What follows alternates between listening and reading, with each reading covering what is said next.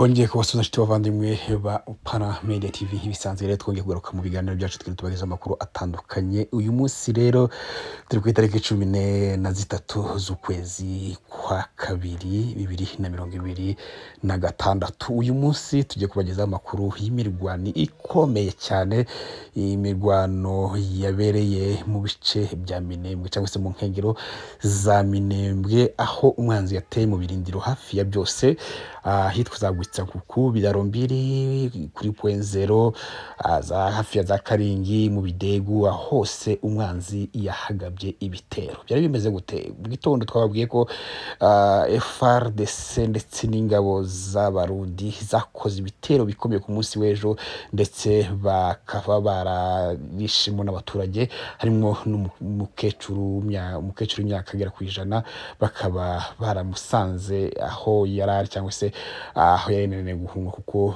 yarafite imyaka myinshi ntiyabashije kuba yakwirwanga ahonge n'abandi.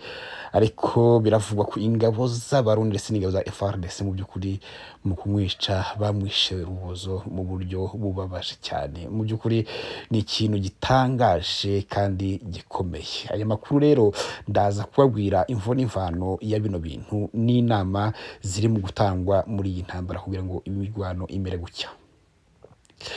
Kuri .0 havugiye imirwano ikomeye cyane, ubwo ingabo za Fardc ndetse n'Abarundi bari bavuze ko bagomba kurwana hasi hejuru, dore ko ngo bari bafite amakuru ko M23 ishobora kuba yohereje izindi ngabo cyangwa se abatabazi baba baje gutabara twigwaneho n'ubundi baje gutanga ramforo. Baravuga ngo bagomba gukubita ku buryo ngo baza kuhagera gahunda yabo yose bayisoje, ariko mu by'ukuri siko byagenze. Imana ntabwo ari yabo, Imana ni abantu bose. Imana yongeye kurinda ubwoko bw'abanyamurenge ntibwashira, nubwo bamwe babatwikiye mu mazu bakabicira mu mazu bakabarasira mu maso, ubwo ababyeyi batakaga batakira bababwira ati ntimutwice, ntimunyice, ntimutwice, ntacu twege ntabwo turi abasirikare, nta ntwaro dufite, ntabwo twige tunatunga n'intwaro. Ariko mu by'ukuri biba iby'imfabusa mu maso yabo babyeyi, mu maso y'abo basirikare bari bari hejuru y'abo babyeyi, biranga babarasa amasasu menshi barapfa. Mu by'ukuri ikintu kibabaje gikomeye kumva ko icyitwa ngo ni leta y'igihugu cy'u Burundi ndetse na leta ya Kongo ko batigira ikintu cyitwa impuhwe ku mubyeyi umwana kuriya w'imyaka 100 n'ubundi uri kwipfira, bakamurasa urufaya rw'amasasu kugira ngo apfe. Ni ikintu gibabaje, gusa ndatekereza ko ibi bintu bitazabagwa neza. Amakuru rero twahawe nuko ahitwa Kuri .0 haba imirwano ikomeye, abdu baramukubita mwinjiza ikibira ahitwa Rwitsankuku rero kuva ku munsi w'ejo habaye imirwano. Iyo Rwitsankuku ni ya supportinga cyangwa se ni yaza itanga musahada ku ngabo zabo zamanutse mu Bidegu zerekeza mu Karingi, ariko uko byaje kugenda rero baje gukubitwa hakiri kare, ndetse barongera bambutsa Gwiko, bambuka barara hakurya ya Gwiko. Uko bimeze rero habyukiye mu mirwano uyu munsi mu gitondo mu Rwitsankuku saa 10:30 nibwo abantu batangiye kumva amasasu, ariko baravuga ko amasasu ahereye mu rukerera. Intambara ibirabyutse, ndetse bivuga ko abarwanyi batwirwaneho bahise bamwe bavuye mu Mikenke, abandi bava mu Minembwe, baturuka impande zose bakubita duyi bongera bamwishiza ikibira. Biravuga ko batakaje cyane ku buryo ngo bigoye ko bazongera kandi kuba bagaruka, kuko urugamba rusa n'urwabananiye. Bari bihaye iminsi igera kuri 3, ubwo turategereje n'umunsi w'ejo nimba nabo bazawose bakagwana. Ariko amakuru dufite yizewe nuko ngo bari bavuze ko mu minsi 3 bazabageze muri Minembwe centre, ariko kugeza uyu munsi ntibarafata n'agace na kamwe kari gatuwe n'abanyamurenge. Uretse aho ngaho barasha ababyeyi, naho ko byagenze kugira ngo barasa ababyeyi barakatinze ninjoro. Abarundi kuko nibo bakunze gukora ayo mayeri y'intambara ameze gutyo, kuko Fardc ndashaka kugenda ninjoro, n'abanyarwanda cyane aho ngaho ntibabishobora. Abarundi rero barakatinze ari ninjoro, baca muri humye twirwane ku marondo, baca mu bisambu, barangize bahurukira mu mazu y'abaturage, nibwo baje gutera bibo batangira kurasa mu muhana. Abaturage babasana bari kwihimura kuko bari barashwe cyane umunsi wari wabajeje.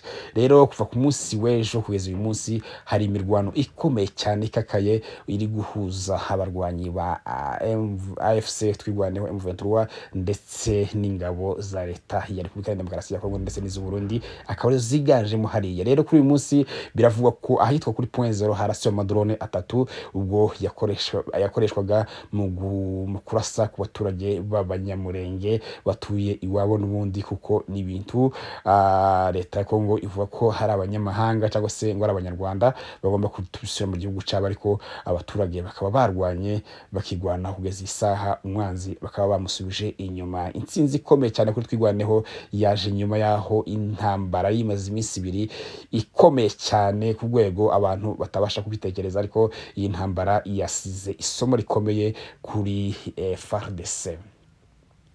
Amakuru twahawe n'abantu bari muri kara gace batubwiye ko intambara ubwo yabaga amadrone yabaye menshi cyane ndetse ngo bayarasira amenshi yarasiwe bakiri bagwanira ahitwa mu Rwitsankuku, bivuga ko ariho hamaguye n'amadrone agera kuri 3. Imirwano yarikomeye, imigano yavugiyeho indege z'intambara ndetse n'amadrone menshi yakomeje kugaragara ahitwa mu Bidegu na hafi ya za Karingi, kuko ubwo bari bamaze kurasa zimwe izindi nazo zahise zerekerayo zihunga zisubirayo, kuko zitatu zazimaze guhanurwa. Ikintu gitangaje nibyo nari mbabwiye nti ndaje mbabwira amakuru y'uru rugamba abari gutegura n'abari gutanga inama uko no rugamba rugomba kugenda. Ushobora kwibaza ati se kubera iki amadrone mu Minembwe, kubera iki iyi ntambara yasubiye mu Minembwe kurusha ahandi, ni iki kiri mu Minembwe, na yahe mazu ari mu Minembwe, nuwe butunzi buri mu Minembwe, nubuhe bwo kuri mu Minembwe ku buryo leta yohereza amasiko, ikohereza zakajugujugu, ikohereza yo madrone, ikohereza y'intwaro ishobora ziraswa mu gihugu zikarasigwa mu Minembwe, ikohereza ibintu bikomakomeye. Nta yindi mpamvu ni imwe, n'abajyanama ba Felix Kisegeti b'abanyamurenge bamubwiye ngo kugira ngo uhashye abanyamurenge cyangwa se bice bene wacu neza no kugomba kubarasisha amadrone, naho intambara yo hasi ntuzigera n'umunsi n'umwe ubashobora, kuko kurwanira hasi babisanzwe babimaranye igihe kinini kuva mwabata bigwanye kugeza uyu munsi. Ariko kandi ni mukoresha amadrone mukarasa abaturage, mukica abaturage, abanyamurenge bazahoha, dore ko bari babamazeho imitungo yabo, abanyamurenge banga kuva kwizima. Rero ubu nyine bakaba bari gukoresha ikintu cyitwa drone kugira ngo bamare ubwoko bwabo. Abo ni abajyanama, bamwe murabazi, baba n'abajyanama ba president, abandi ngo nabo leta cyangwa se president heretse gura nabo muri Amerika, abandi nabasanzwe bakorana nawe, bamwe n'abasirikare babagira inama ngo y'uburyo bashaka kurasa bene wabo. Ibintu bitangaje mwabantu mwe, isi irazenguruka, hari umunsi bizaba amateka, hari umunsi atwandika runaka yisha abangaba, runaka gambaniye abangaba, runaka yakoze ibintu ibingibi. Twirinde ibi turimo, hari igihe tugaruka. Iyi ni Upana Media, turabakunda kandi mugire umunsi mwiza.